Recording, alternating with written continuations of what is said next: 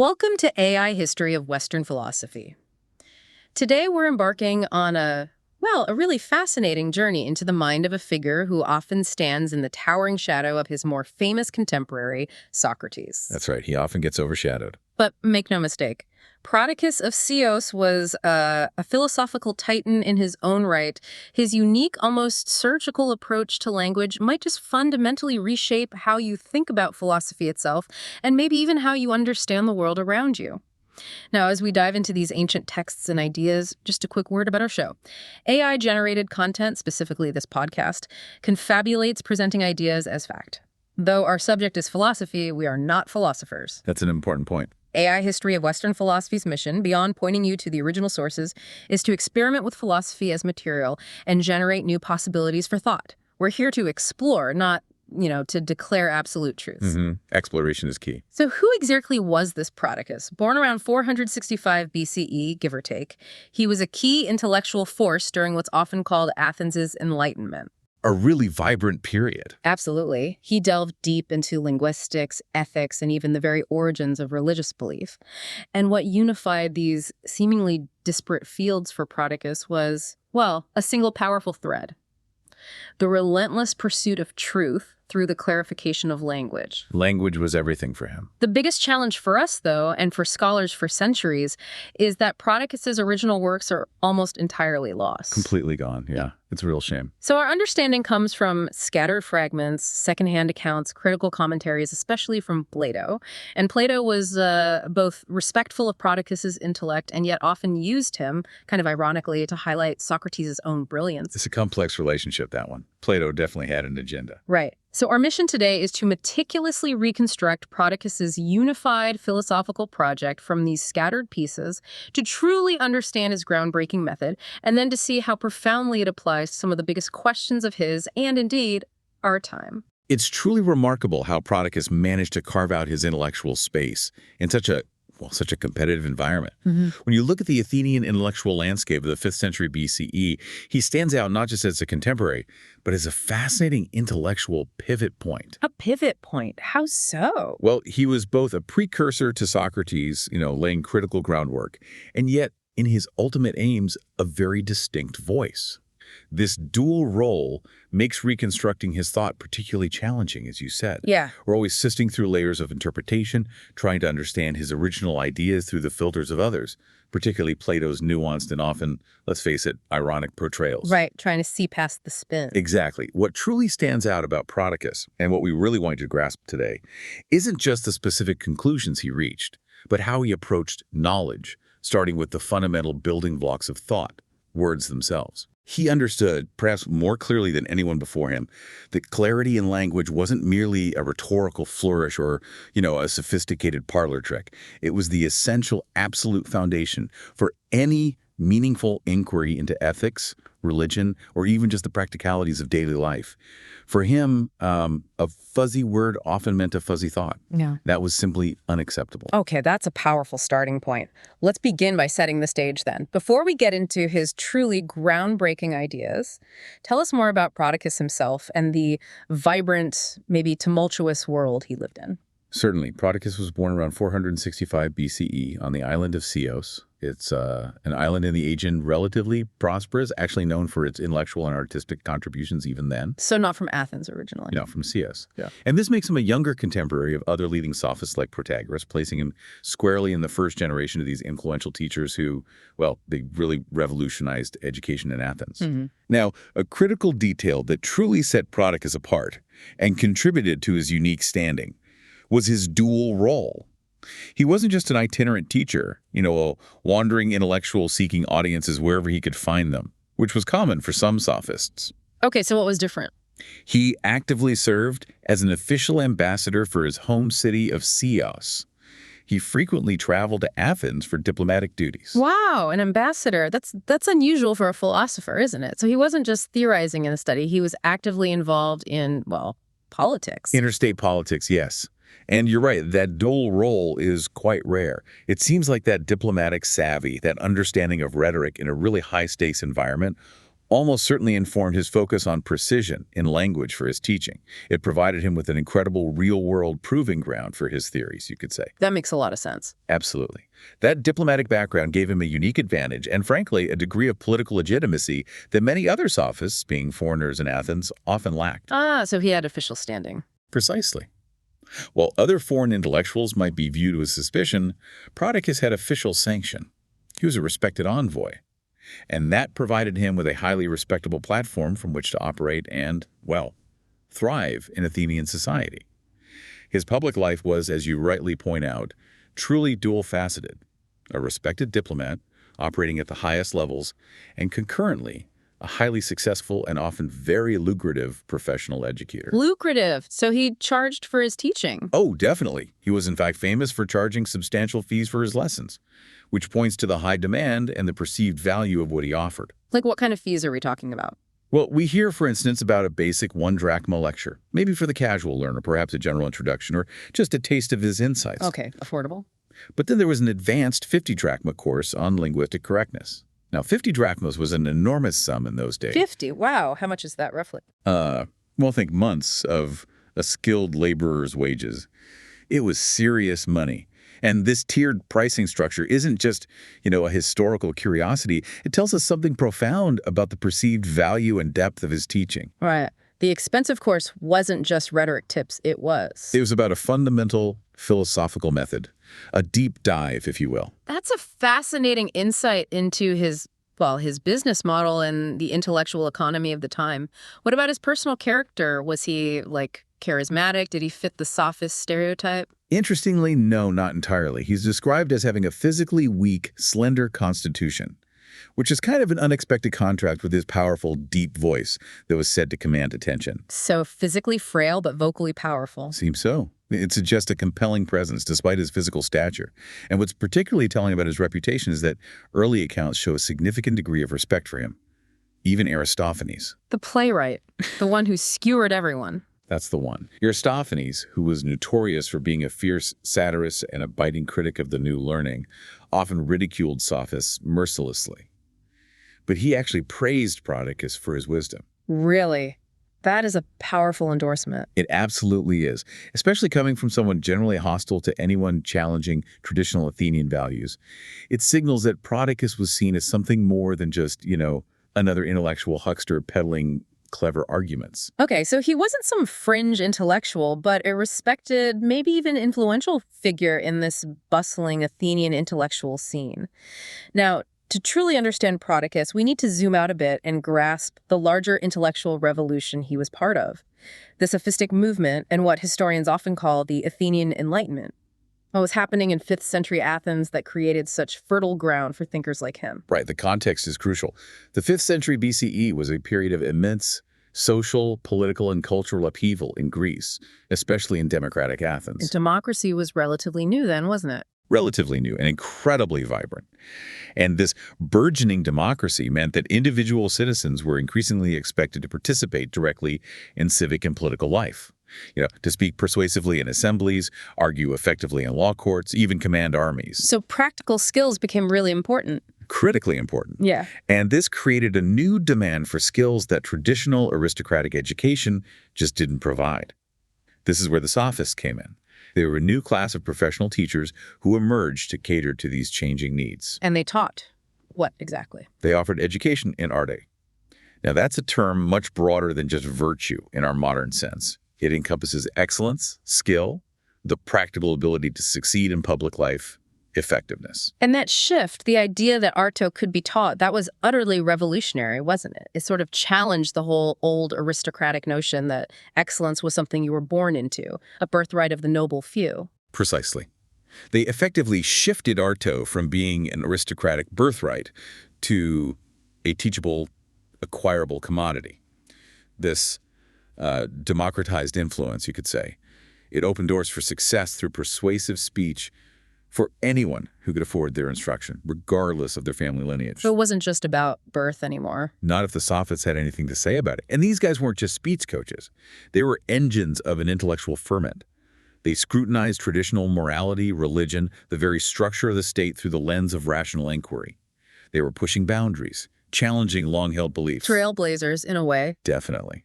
They pioneered fields like rhetoric, grammar, political theory, and, crucially for Prodicus, the philosophy of language. Okay, so amidst all these other brilliant sophists, how did Prodicus carve out his distinctive niche? You said it was a competitive marketplace. It absolutely was. While Protagoras, for instance, focused on political theory and that famous idea that man is the measure of all things, and Gorgias captivated audiences with his radical, almost poetic rhetoric, Prodicus specialized. Specialized in what? He specialized in orthopoeia. It's a concept best translated as the correctness of names or linguistic precision. This was his unique selling proposition, if you will. Orthopoeia, correctness of names. Yes, and it proved to be an incredibly influential contribution that allowed him to stand out among such formidable intellectual giants. He saw the power of words, not just in their use, but in their very definition, their very core meaning. So Prodicus made a name for himself by focusing on something many might consider, well, rather particular, even picky, the correctness of names. But here's where it gets really interesting, as you said. This wasn't just pedantry for him, was it? He truly believed it was the absolute foundation of his entire philosophical method. Absolutely. He wasn't just being fussy. It sounds like he realized that many seemingly philosophical problems, many ethical dilemmas, maybe even many religious debates, were actually just language problems in disguise. Like he wasn't simply a grammarian, he was more like a linguistic diagnostician for societal confusion. That's a brilliant way to put it. A linguistic diagnostician. His most distinctive contribution was what's known as the doctrine of synonymy, or diaeresis onomaton. What now? Diaeresis onomaton. It literally means division of names. He was renowned for his skill in distinguishing between near synonyms. Words that were commonly used interchangeably in everyday speech, but upon closer inspection held subtle yet significant differences in meaning. Okay, like words that seem the same but aren't exactly the same? Precisely. And Plato's dialogues, which we often rely on for our understanding of Prodicus, frequently depict Socrates invoking Prodicus when a fine verbal distinction is crucial, to clarify an argument or unravel a logical knot. So even Socrates respected his skill in this area. It certainly seems so. Plato shows Socrates giving Prodicus credit for this skill, even while sometimes poking fun at him. It tells you how well-regarded Prodicus was in this area, even by a philosopher who often critiqued his methods more broadly. And the practical implications of these distinctions are incredibly illustrative. Can you give us some examples of what he was doing? Like, what words did he pick apart? Certainly. Prodicus was reported to have meticulously distinguished between pleasure, hedona, delight, terpsis, enjoyment, euphysuna, and gratification, chara. Wow, those all sound pretty similar to me. Pleasure, delight, enjoyment. Right. But he likely attributed different sources or qualities of experience to each of these terms.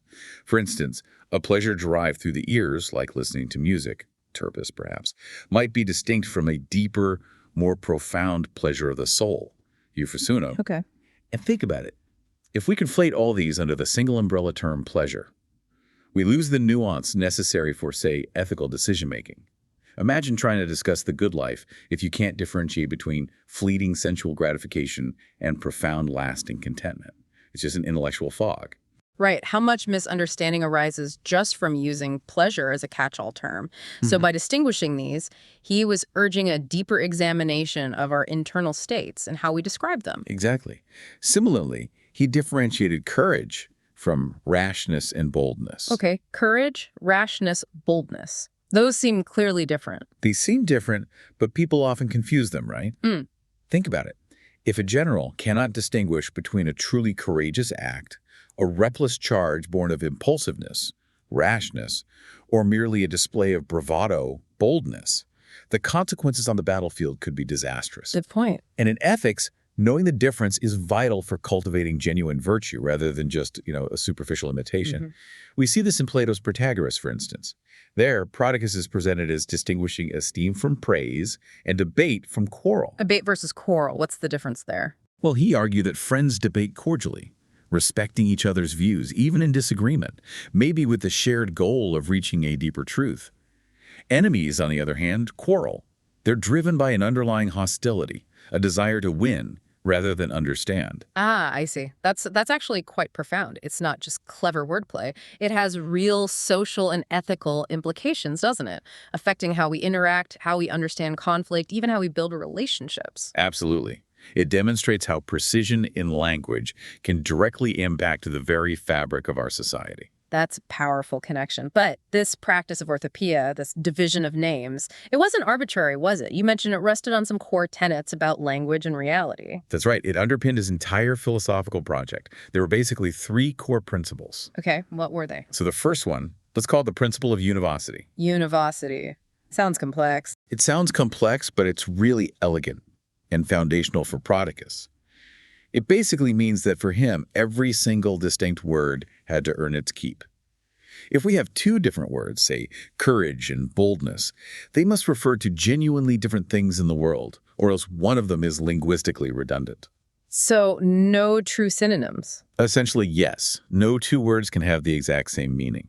This implied a strong, almost one-to-one correspondence between a name and its referent, challenging the idea that names are merely arbitrary labels we stick on things. For Prodicus, if there are two different words, there must be two distinct realities or concepts they refer to. That was his starting point for clarity. Okay, so if you have two different words, even if they seem similar, they must refer to something genuinely different in the world or in our experience. That's a profound idea for clarity, suggesting a deep connection between our vocabulary and the structure of reality itself. What was the second principle? The second was the principle of unambiguity. Basically, a single word should ideally have only one meaning. One word, one meaning. Ideally, yes. To eliminate confusion and establish stable, clear definitions. This is crucial for avoiding miscommunication, especially in important discourse like law, philosophy, or political debate. Think about the chaos that can arise when a single term like justice or freedom can be interpreted in wildly different ways by different people.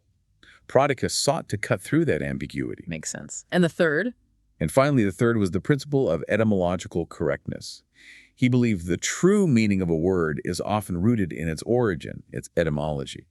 Like looking at the word's history. Exactly. Careful analysis could uncover this original meaning. This suggests a kind of natural correctness to names, the idea that their original pristine form held a purer, more accurate connection to what they described before, everyday usage corrupted them over time. Interesting. So the overarching goal of all these principles wasn't just to be fastidious about words, but to achieve absolute clarity and precision in all discourse. And as you mentioned, in a world without dictionaries or standardized lexicons, this was a profoundly practical skill. Hugely practical. Imagine the immense advantage in Athenian law courts, where precise language could sway a jury, or in the assembly, where ambiguity in a decree could lead to disastrous policy decisions. Prodicus was offering a tool for both intellectual rigor and practical effectiveness. Exactly. Now, this method, while powerful, it led to quite a bit of scholarly debate, even back then. Oh, people pushed back. Definitely. Ancient critics, like the physician Galen, and even Plato in his more satirical moments, sometimes dismissed it as semantic hair-splitting. Hair-splitting, yeah, I can see that, implying it was just being pedantic. Right. They might have seen it as a distraction from the real philosophical problems, nitpicking words rather than tackling big philosophical questions like the nature of the good or the just. But modern scholarship sees it differently. Very differently, yes. It's almost rehabilitated his image. It's now seen as foundational work in semantics and lexicography fields that are incredibly important today. So not just a pedant, but a pioneer. Precisely. Some scholars even suggest he wasn't just describing how language works, but was attempting to build a kind of ideal language that could perfectly represent reality, sort of foreshadowing the rigorous definitions and logical precision we see much later in Aristotle's philosophy. This really shifts his image from a mere pedant to a proto-philosopher of language, a pioneer of analytical thought. Okay, that's a significant reappraisal. And this brings us to a truly crucial point: his intellectual relationship with Socrates. The intellectual relationship between Prodicus and Socrates is arguably one of the most significant, though often underappreciated, in ancient philosophy. You mentioned Socrates called him his teacher. Repeatedly, yes. Socrates refers to Prodicus as his teacher, especially in this art of verbal distinction. This isn't just a casual remark in Plato's dialogues. It establishes a direct, acknowledged intellectual lineage. So Socrates learned this technique from Prodicus. It strongly appears so. And Socrates' famous philosophical method, his relentless quest for universal definitions, constantly asking, what is X, can be seen as a radical deepening of Prodicus' work. Okay. So while Prodicus might ask, how does courage differ from rashness? Socrates would take that a step further and ask, what is the essential nature of courage itself? What is courage at its very core? Exactly. It's like Prodicus provided the incredibly sharp tools for precise differentiation, and Socrates then used those tools to dig down to the absolute essence of concepts, searching for those ultimate unwavering definitions. So Prodicus laid the groundwork. He certainly seems to have prepared the way. It's almost certain that the Socratic Platonic conviction that correct language is a prerequisite for correct living stems directly from Prodicus's teachings. The logic is compelling. If you can't even precisely define the words you're using to describe virtues or ethical actions, how can you possibly hope to live a truly virtuous life based on clear, well-understood principles? Right. Fuzzy words lead to fuzzy actions. Precisely. Yeah. And Plato's famous, subtly humorous joke about Prodicus's expensive 50 drachma lecture versus his cheaper 1 drachma version. That's a brilliant metaphor for this intellectual hierarchy. The 50 drachma course. Socrates joked he couldn't afford it, right? Right. In the Cratylus, Socrates quips that if he could have afforded the full 50 drachma course, he would be an absolute expert on the correctness of names. The 1 drachma course, which Socrates admits to having attended, maybe represents the superficial application of distinctions just for rhetoric, the practical tools for winning arguments. Just quick tips. Yeah. But the 50 drachma course symbolizes the deeper, truly philosophical understanding. The intrinsic connection between names, concepts, and reality, the very project Socrates pursued, despite playfully claiming he couldn't afford it. So Plato's using the price difference. To illustrate a philosophical hierarchy, Prodicus provides the essential method, the foundational linguistic work, but Socrates takes it to its ultimate essential truth, striving for a deeper wisdom that transcends any commercial teaching. It's a subtle way of acknowledging the profound debt while also distinguishing the philosopher's ultimate non-commercial aim. That's a brilliant interpretation, seeing the humor with such deep philosophical meaning. Okay, so if precision in language was Prodicus's core method, his signature tool, where did he apply this linguistic surgical precision? And that leads us directly, I think, to one of the most enduring ethical stories in Western thought, the choice of Heracles. Indeed. This oration, or perhaps it was part of a larger work, we have it preserved by Xenophon in his Memorabilia, and it has been called, quite rightly, one of the most influential pieces of world literature for its profound simplicity and timeless moral message. Wow. High praise. What's the story? The narrative is set at a truly pivotal moment in a young man's life. Young Heracles, the famous hero, on the cusp of manhood, retreats to a quiet, secluded place to contemplate his future, to decide which path his life should take. A classic coming-of-age dilemma. Exactly. And there he is met by 2 imposing female figures, Virtue, or Erit in Greek, and Vice, or Kakia. Their physical appearances are absolutely key to their symbolic meaning. They immediately convey their essence before they even speak a word. Okay, intriguing. And what do they look like? How do these allegorical figures present themselves to Heracles and, to us, the listeners? Well, Vice is described first. She's plump and soft, artificially adorned with cosmetics, revealingly dressed to entice. She approaches Heracles with a forward, almost brazen eagerness. Her whole demeanor is entirely self-absorbed, focused on immediate gratification. Okay, the picture of temptation. Pretty much. Virtue, on the other hand, is naturally beautiful, modest in her bearing, sober in her expression, and dressed simply in pure white. Her approach is calm, dignified, and sincere.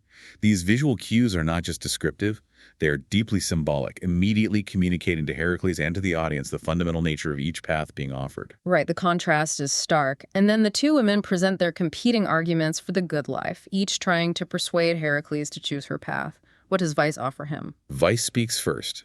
She rushes to Heracles, almost literally trying to get there before Virtue can make her case. And she promises the pleasantest and easiest road through life. The easy way out. Completely. Her offer is a life of immediate gratification, totally free from care, trouble, and the demands of toil, or ponos, as the Greeks called it, hard work, effort. She promises the finest foods, the softest beds, every sensual pleasure imaginable, all without any effort. Basically living off others' labor. Her path is explicitly defined by its ease and speed, a short and easy road to happiness. It sounds incredibly appealing on the surface, doesn't it? Almost too good to be true. Exactly. It's an enticing offer, appealing directly to the desire for comfort and instant pleasure. But then Virtue steps forward with her counterproposition. And what does she say? Does she just condemn pleasure? No, and this is crucial. Virtue approaches with a different demeanor, one of sincerity and gravity. She refuses to deceive him with a pleasant preamble or false promises of ease. Her truth is stark yet profound. Okay, what is it? She says essentially, the gods grant men nothing of the things that are really good and admirable without effort and application. To gain the favor of the gods, to cultivate genuine love from friends, or to earn the lasting honor of one's country, one must labor, serve, and apply oneself diligently. So no pain, no gain, basically. That's a good modern summary, yes. Yeah. Her path is explicitly arduous and long, demanding self-discipline, perseverance, and hard work. It's a stark, almost unvarnished contrast to vice's easy promise, but it offers a different kind of reward entirely. And here's where virtue offers that truly profound aha moment, right? That really important insight where she redefines the very concept of pleasure. She doesn't reject pleasure outright, does she? Not at all. And this is absolutely crucial for understanding Prodicus's nuanced ethical vision. Virtue doesn't reject pleasure. Instead, she fundamentally redefines it. How does she redefine it? She critiques vice by arguing that pleasure without preceding need is unnatural, fleeting, and ultimately unsatisfying. Eating before hunger or drinking before thirst, she implies, dulls the senses. The body and soul are not truly receptive to it. It's just empty calories, metaphorically speaking. Okay, pleasure needs context, a preceding needs. Exactly. The followers of vice, she says, live a dream of mistaken pleasures.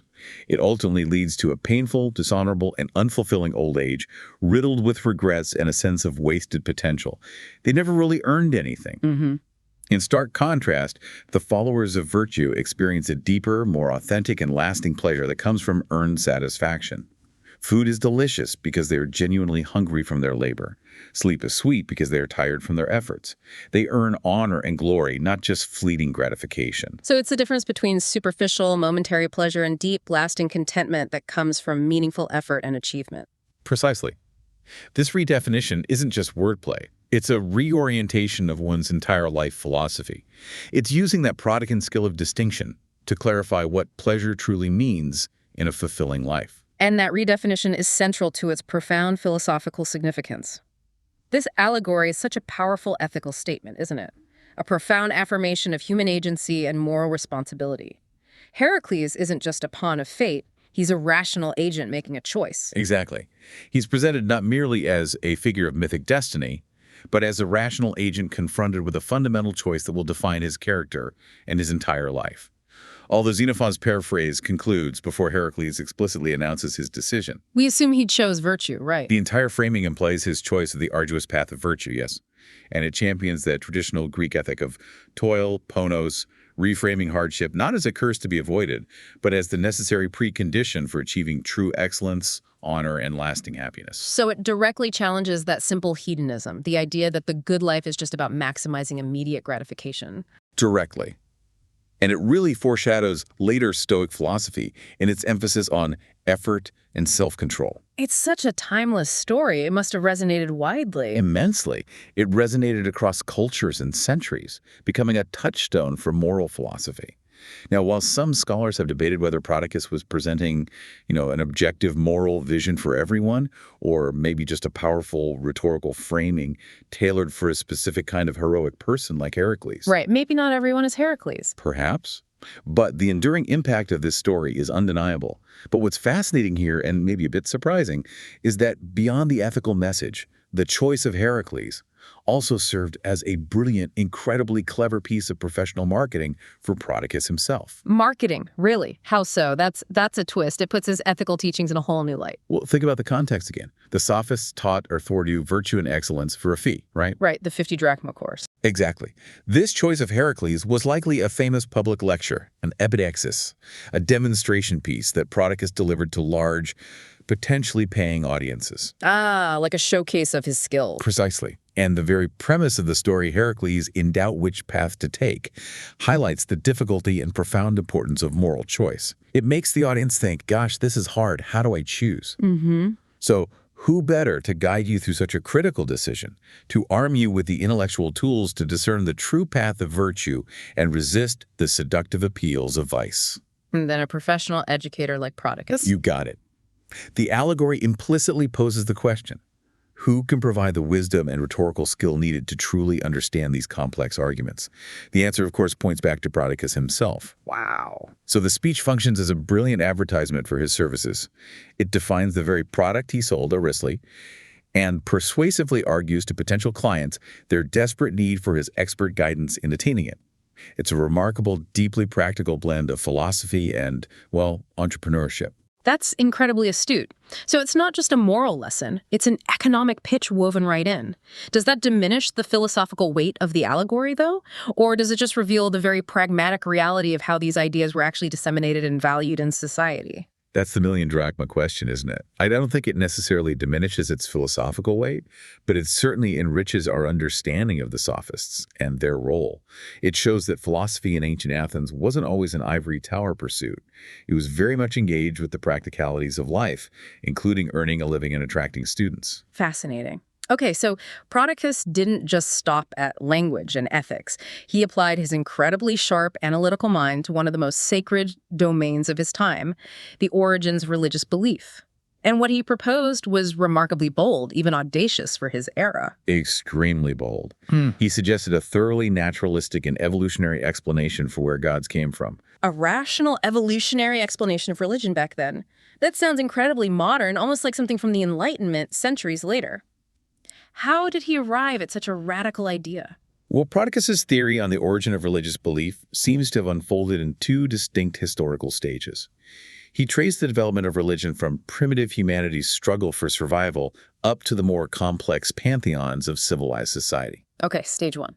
In stage one, Prodicus argued that the earliest forms of religious belief arose directly from humanity's intimate relationship with the natural world and its desperate struggle for survival. Humans first began to worship those natural phenomena and objects that were directly beneficial and utterly essential to their survival. Like? The sun, the moon, rivers, springs, and, most crucially, the fruits of the earth. Agriculture was key here. These were considered gods, but not because of any inherent supernatural quality in themselves. This is the crucial point. Why then? They were worshipped simply because of the immense utility they provided, the usefulness. Ah. So the first gods were essentially personifications of human gratitude for the essentials of life, directly linking the genesis of religion to agriculture and sheer survival needs. It's a very rational, almost anthropological way of looking at it. It really is a remarkably prescient idea. Then, as civilization advanced and human society became more sophisticated, he proposed a stage two. Okay, what happened in stage two? Stage two involved the deification of culture heroes. In this phase, people began to revere great inventors and benefactors who improved human life through their innovations in arts and crafts, or through the discovery of vital skills. Like historical figures. Exactly. Figures like Demeter, credited with the discovery of grain and agriculture, and Dionysus, the inventor of viniculture, the art of winemaking. According to Prodicus, these were originally exceptional mortals. Just very clever or important people. Yes, and it was because of their immense and invaluable contributions to society that they were honored as gods, often after their deaths. Their divinity was essentially a post-mortem recognition of their transformative impact on human life. So gods weren't inherently divine beings, but useful things or useful people that got labeled God. This theory of religion wasn't just an isolated thought experiment, was it? It seems to connect deeply with his broader intellectual project. It absolutely does. This theory was likely a key component of a broader, rationalistic account of cultural evolution, a theme explored by several thinkers of the 5th century Enlightenment. Prodicus's lost work, the Horai, or the Seasons, is thought to have contained this larger narrative, explaining the origins of social institutions and moral values alongside religion. The Horai, the Seasons, makes sense, connecting to agriculture. Right, and by providing this human-centered naturalistic explanation for the existence of the gods, Prodicus effectively removed them from a transcendent supernatural realm. He recast them as historical and psychological constructs, rooted in human experience and utility. Which must have been pretty shocking back then. Absolutely. This radical demystification of the divine inevitably led to him being labeled an atheist by many in antiquity. Okay, but what's truly fascinating here is how this theory seems like a direct and powerful application of his core linguistic philosophy. It really shows the profound unity of his thought, doesn't it? You've hit on something vital there. Yes. At its core, Prodicus diagnoses traditional polytheism as a grand linguistic and conceptual error. His orthopoeia, His principle of the correctness of names demands applying names correctly to their corresponding realities. So he's saying people just use the word God incorrectly. Essentially, yes. For Prodicus, the entire history of religion is, in a profound sense, a history of misnaming. In the first stage, early humans misapplied the name God, Theos. They applied it not to a divine entity in a transcendent sense, but maybe to their own feeling of gratitude for a useful natural phenomenon, like the life-giving sun or a fertile river. So they didn't worship the sun as a god. They called their gratitude or the object of their gratitude God. That seems to be the idea. Or perhaps they simply called the useful thing itself God, out of reverence for its utility. In the second stage, they similarly misapplied the name God to the revered memory of a human benefactor. In both cases, the name God gets attached to a human experience, gratitude, honor, utility, rather than to an objective, supernatural being existing independently. Wow. So his project is one of linguistic correction on a civilizational scale, applying his method to religion itself. It certainly looks that way. It demonstrates the profound unity between his linguistic method and his daring critique of traditional religion. It's a remarkable insight, using his core analytical tool to dissect something as fundamental as religious belief. He was essentially arguing that our language about the divine had become imprecise, leading to widespread conceptual error. That's a powerful connection between language and belief systems. Now, this bold theory inevitably sparked a lot of debate, particularly concerning whether he was truly an atheist in the way we might understand it today. Right. The label atheist in antiquity could mean various things, from denying the god's existence to merely disrespecting traditional religious practices. So how did different ancient philosophical schools react? Well, they often interpreted him through their own lenses. The Epicureans, for instance, who sought to eliminate the fear of divine intervention in human affairs. They wanted people to stop worrying about angry gods. Exactly. They enthusiastically claimed Prodicus as a forerunner and often labeled him an atheist. For them, his theory was perfect. By showing that gods were merely human constructs or personifications, he effectively removed any basis for fearing divine punishment or seeking divine favor, thus clearing a path for a more rational, tranquil life. So they liked his conclusion. What about the Stoics? The Stoics had a different take.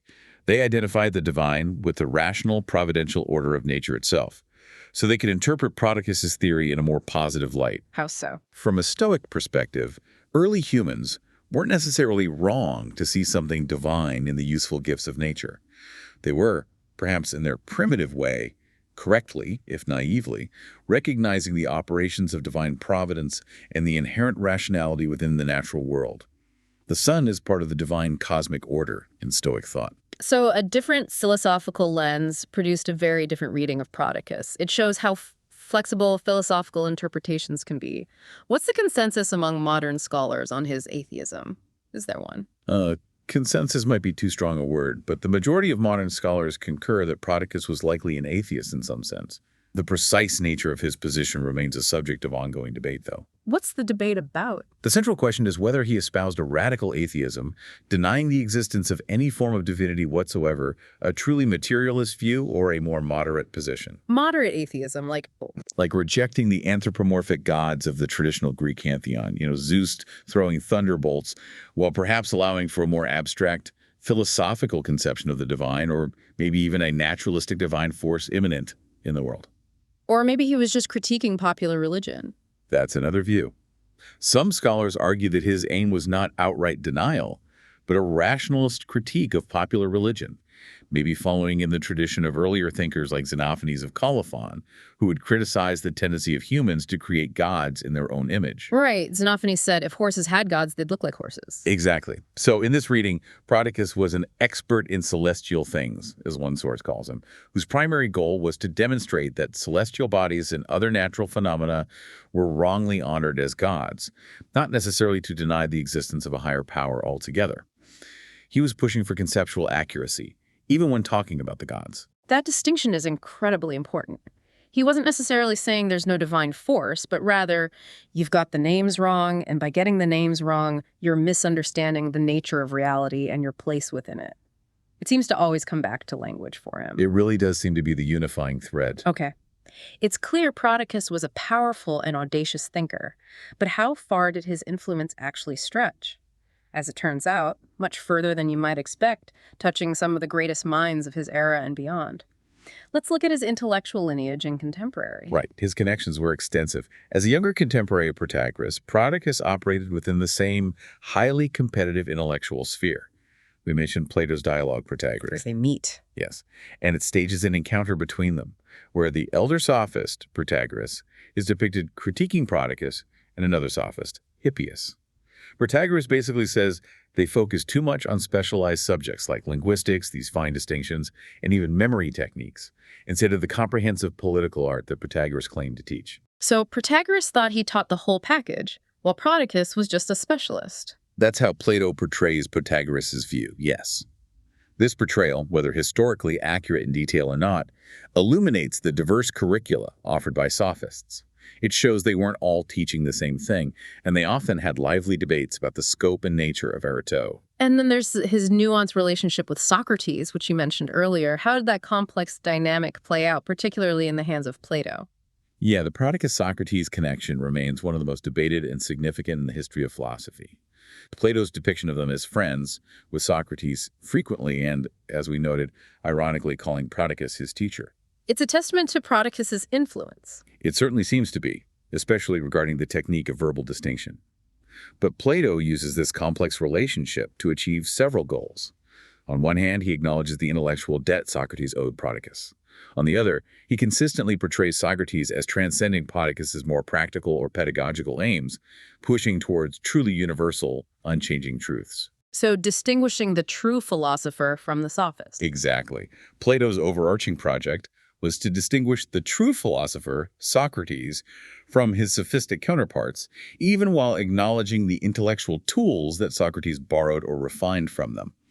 It's a masterclass in how intellectual history is shaped by both influence and critique. So a genuine intellectual debt, but framed in a way that elevates Socrates' unique philosophical mission. But Prodicus's influence also extended beyond philosophy, didn't it? Into fields like history and rhetoric, which speaks to the practical power of his teachings. Absolutely. The historian Thucydides, for instance. The great historian of the Peloponnesian War. That's the one. Renowned for his precision and analytical rigor. Well, there's an ancient tradition, or report, that says Thucydides learned his famous accuracy in the use of words directly from Prodicus. Wow, imagine that. One of the greatest historians in Western tradition, whose work is still studied for its unparalleled clarity and objectivity, possibly honed his linguistic skills under Prodicus's tutelage. It's a tantalizing possibility, isn't it? And his roster of pupils also reportedly included prominent Athenian political and rhetorical figures. People like the oligarch Theramenes, a key political player, and the acclaimed orator Isocrates. Isocrates, who became a hugely influential teacher of rhetoric himself. The very same. This demonstrates the very practical appeal of Prodicus's teachings to those who needed to command language effectively and persuasively in public life, where words could quite literally mean the difference between political triumph and disaster. It shows his method had real-world bite. Okay, so of all Prodicus's works and ideas, it was arguably the choice of Heracles that had the most profound and lasting legacy, reaching far beyond the academic circles of Athens. Without a doubt. Its influence was immediate and widespread in antiquity. We mentioned Aristophanes, the comedian. He parodied it. Yes, he parodied it in his play The Birds, which is a clear sign of its popularity and widespread recognition in Athenian culture. If the comedians are mocking it, everyone knows it. Good point. Later, the Roman poet Silius Italicus used it as a model for a pivotal scene involving the great general Scipio Africanus in his epic poem Punica. This demonstrates its resonance even centuries later in a different cultural context, Rome. So it became a standard story. It quickly became a standard parable in Greco-Roman culture for illustrating the fundamental choice between a virtuous and a vicious life, a powerful and easily graspable ethical framework. It resonated deeply with the moral questions of the time and provided a universal archetype for moral decision-making. And its impact didn't stop in antiquity, did it? Didn't it have a big comeback later? Oh, absolutely. The fable experienced a major revival during the Renaissance, the Humanist movement, and the Baroque period in Europe. It became a hugely popular motif in both literature and the visual arts. Like who? Well, Petrarch, the great Italian scholar and poet, famously adapted the theme in his De Vita Solitaria, pondering the choice between a life of quiet contemplation and public engagement. And visually, it was famously depicted by artists such as Annibale Carracci, Paolo Veronese, Gerard Deleuze. Numerous painters tackled the dramatic tension of Heracles at the crossroads. So it became a recurring image. A central image, really, within the broader Western artistic and literary tradition of psychomachia, the allegorical battle for the soul.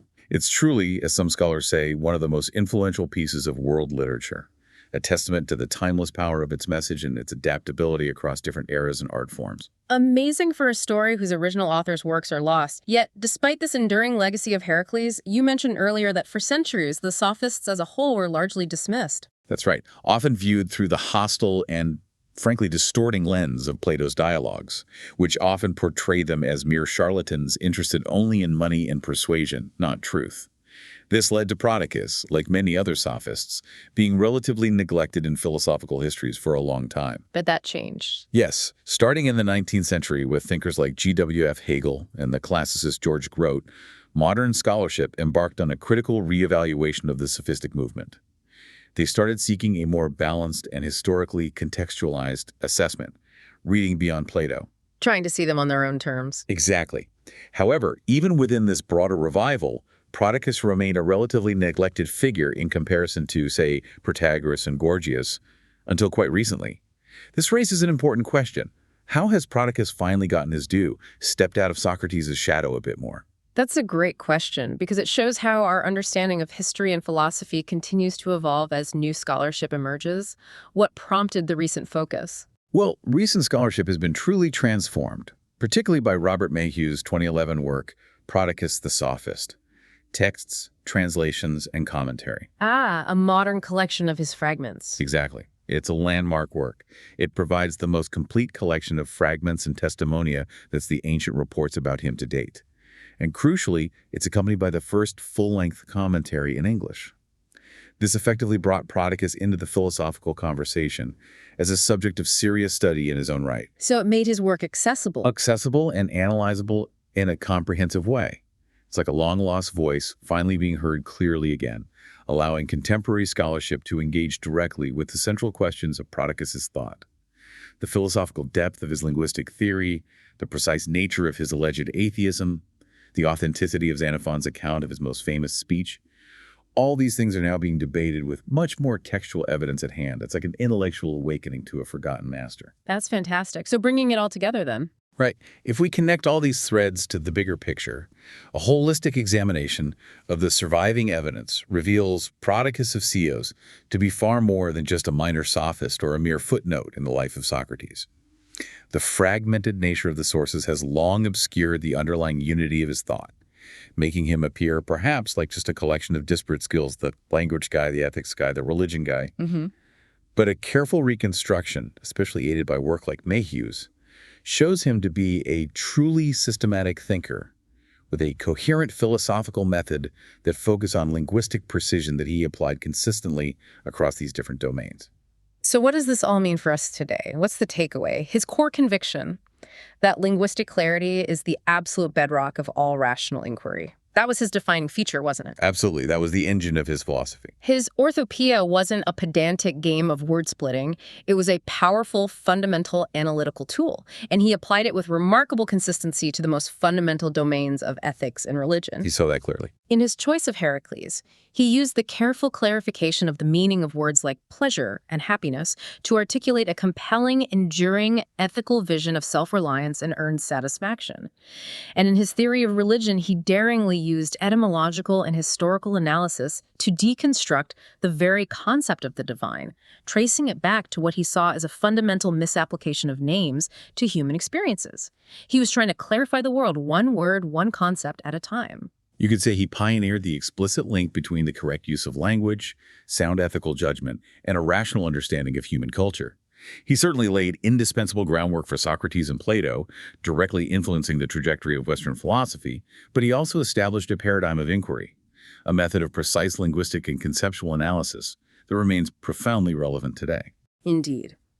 Which leads to a final thought for you, the listener. In a world absolutely flooded with information and misinformation, where words are constantly thrown around, often carelessly, often manipulatively, what power do you gain by carefully defining your terms? By looking for the correctness of names, as Prodicus might say, in your own conversations, your own thinking, your own beliefs. It's a challenging thought. Think about how often misunderstandings, disagreements, or even grand societal debates arise simply because we're not precise with our language.